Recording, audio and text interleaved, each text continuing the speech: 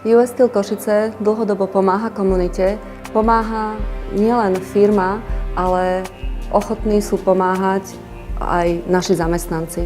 Spolupráca sa postupne rozšírila aj na dobrovoľnícke podujatia. Základom úspechu našich podujatí je perfektná organizačná príprava každého podujatia, aby zamestnanci, ktorí prídu a častokrát vo svojom voľnom čase, naozaj mali pocit, že ich účasť nebola zbytočná, preto pripravujeme všetko úplne do detailov.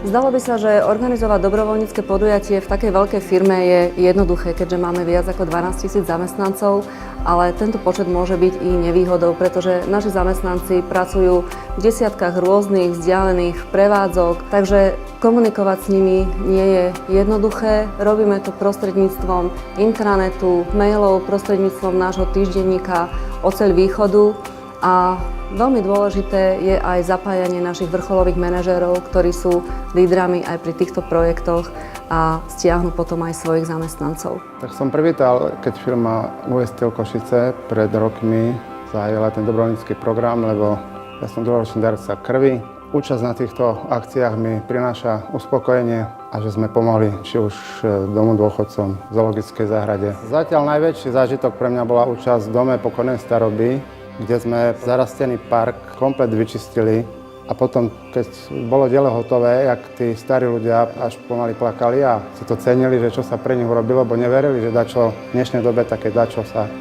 dá urobiť.